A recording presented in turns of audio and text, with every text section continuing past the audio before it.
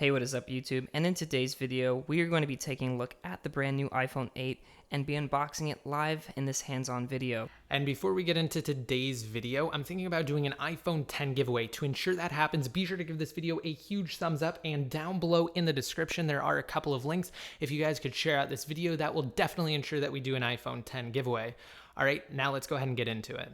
So to start off, we're going to be taking a look at the front of the box. Of course, we have the iPhone 8 right here displayed. We have the single camera because this is the 8 and not the Plus edition, but it still has the quad LED True Tone flash available. Now, interestingly enough, the biggest change is here at the bottom where it just displays iPhone. We are missing some of the detailed information about this specific iPhone, but that is all now found in the Settings app. So moving to the sides of the box, of course, you can see it says iPhone here, and on the opposite side it also says iPhone as well. Now on the tops and bottoms of the sides we have an Apple logo here, as well as the adjacent sign being the same Apple logo.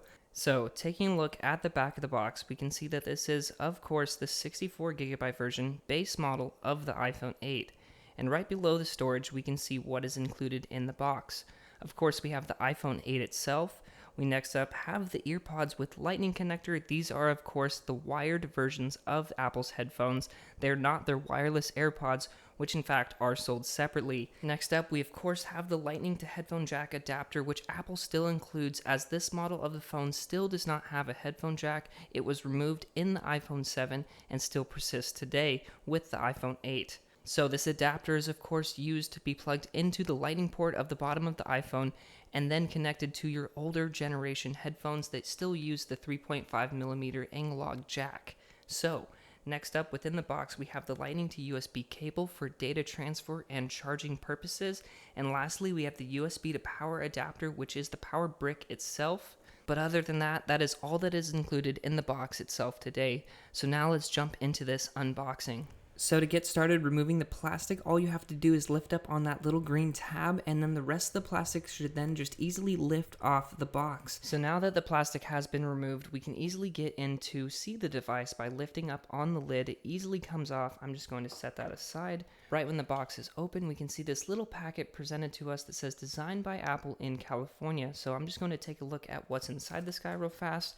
So the first thing we have in this little pamphlet, guys, is a welcome to iPhone page. It's a little get started pamphlet that of course shows you how to use the iPhone for people that are brand new to the iPhone. It denotes some of the buttons present as well as some of the hidden features like 3D touch. And the most interesting thing here to me is that Apple is now calling it the side button, just like on the iPhone 10, which is essentially the power button on this device, but Apple has rebranded it to the side button. So taking a look at the back real quick, of course you can just see little things like opening up tips to view more information about this. And of course we have wireless charging in this device, and of course where the lightning connector is. Anyway, the next little pamphlet is your SIM ejector tool, because this is the unlocked version of the iPhone. And lastly, we have the iPhone user guide, of course, which just shows you various information about warranty and things such like that. Lastly, of course, we have the 2 Apple stickers here, which can be placed anywhere you so desire. Alright, so now to get into the meat and cheese of this unboxing, guys, it is the iPhone 8 right here in the silver colorway, of course, which has a silver glass back. That is the biggest design change with the iPhone 8, is now that it has a glass exterior on both the back and the front with aluminum side silver bars, of course. So I'm just going to remove the plastic on this as well to reveal the device, and I'm just going to turn it on and set the device aside real fast as we take a look at the rest of the stuff in the box real quickly. So of course we have the Apple headphones. These will have the lightning connector, which will be plugged in at the bottom of the device. Of course you can see there is no more headphone jack on either the top or the bottom of the iPhone 8. So if you still have an older school type of headphones that use the 3.5mm jack, not to fear. As you can see, Apple has still included this little adapter which goes from the lightning cable to the older style headphone jack adapter, which is of course the 3.5mm jack. Alright, so that is the Apple headphones.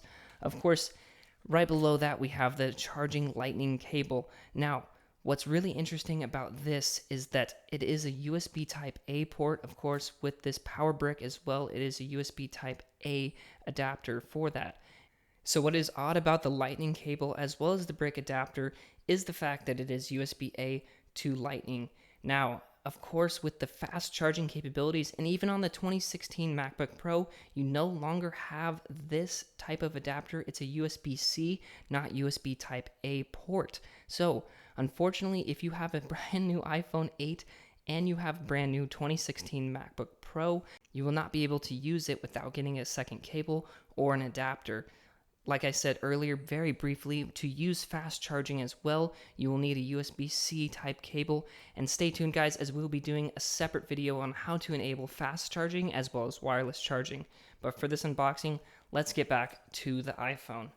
Now we are back at the iPhone, and of course you can already see the True Tone display. That is one of the new features within the iPhone 8. Anyway, when I'm first beginning to set up this phone, you can see that my old phone immediately popped up to transfer to this new phone, and that is a new feature in iOS 11 called Quick Start. If you had an old phone running iOS 11, all you have to do is bring it nearby. As you saw, I pulled it into the video screen right next to the phone, and it immediately saw this. So to set up Quick Start, I'm just going to click Connect. And then all you have to do is use this phone to scan this little guy right here.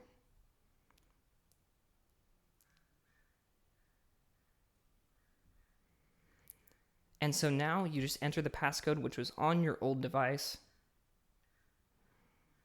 and it will begin setting up the phone for you. And so one of the screens I really wanted to highlight within the setup process is turning on True Tone display. Of course, the new iPhone 8, all the models from the base model to the Plus models, whatever size you have, will have the new True Tone display. And of course, this is the display that automatically adapts to ambient lighting conditions. Of course, in this example, it's not at its brightest. As you can see, if I turn off the True Tone display, you can see that it is a lot wider.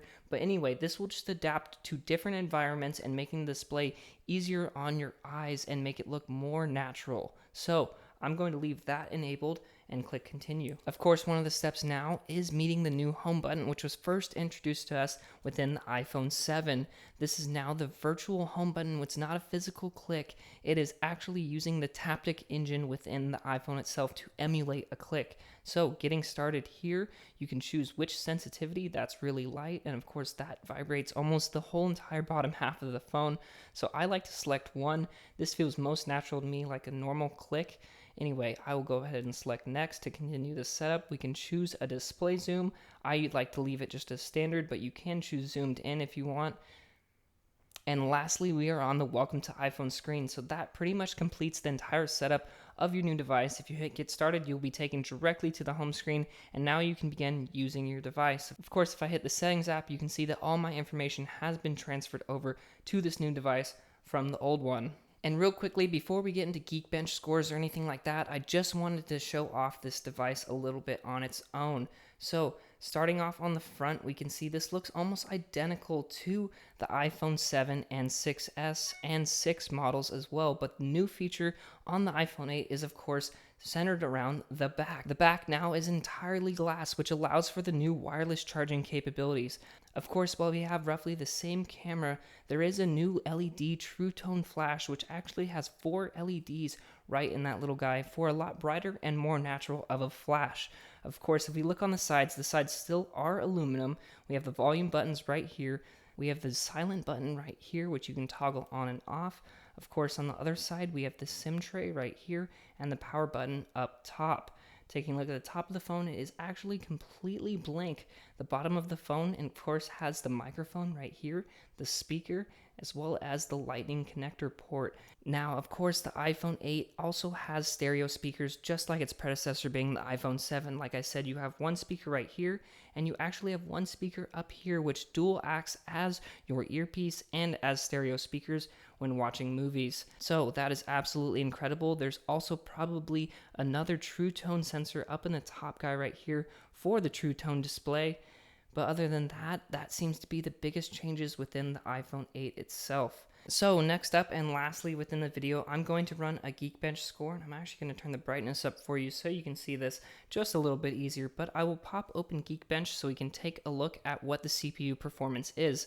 Of course, Let's go ahead and get this started, and I'll talk about some of the new features within the CPU and GPU and some of the under the hood improvements that Apple has made with this generation iPhone. Okay, so to start this test, we'll go ahead and click Run Benchmark.